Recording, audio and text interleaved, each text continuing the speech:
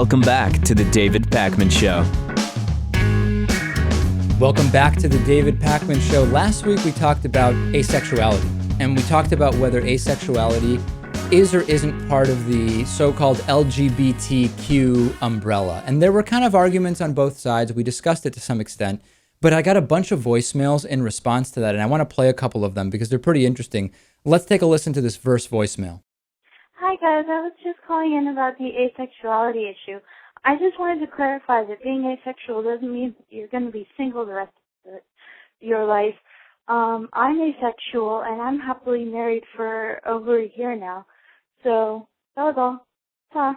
Love the show. So this is a good point, right? Lewis, you made the argument that if you're asexual, you're not discriminated against, but being asexual doesn't mean that you don't find yourself romantically interested, right? And I guess those terms I hadn't heard before, homo-romantic or hetero-romantic. So for example, you might be asexual, but hetero-romantic, meaning you are interested in being involved in a romantic relationship that doesn't involve sex with someone of the opposite sex.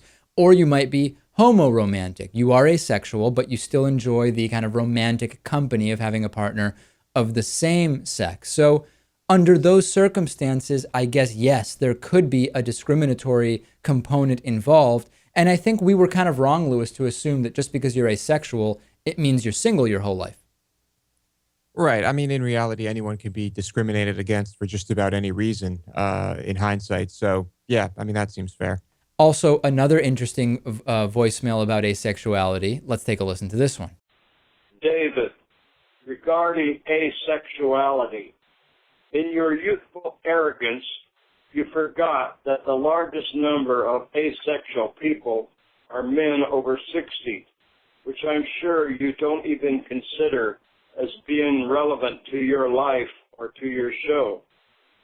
At the first sign of impotence, they still do have an interest in sex and purchase Viagra pills and pretend that they are still young and able to do it. However, as time goes on, they gradually accept the reality of being asexual, along with a relief that they don't have to be bothered anymore with that stuff. Of course, their wives don't go through that, and there's some dissatisfaction among them, along with a higher purchase of, quote, personal massagers. I speak from experience.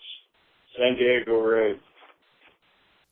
So that's another interesting component, right, Lewis? The idea of asexuality by necessity in terms of impotence. And it's actually really funny. I heard an interview on the Howard Stern show last week or the week before, and I don't remember who it was that he was interviewing, but it was a man kind of in his 70s or so. And he said one of the best things that actually happened to him was when he completely lost interest in sex as well as the ability to perform, because it just made getting through the day so much easier. He was way less distracted and he was able to focus on other stuff and was incredibly productive. So that kind of making a joke out of it, but an interesting voicemail along the lines of impotence as well. It may not be that someone just feels asexual, but that because of physical reasons, they are just not sexual, and they may still enjoy a relationship with a partner of the same sex or of the opposite sex.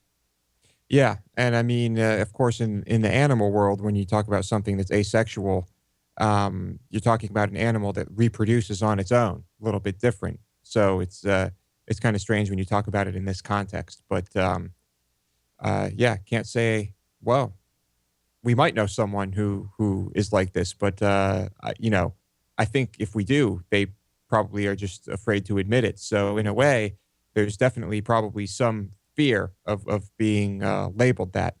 So in other words, you might think that it actually does make sense that asexuality, whether the person considers himself hetero-romantic, homo-romantic, or aromantic, for lack of a better term, that maybe it does make sense for it to be under the LGBTQ umbrella.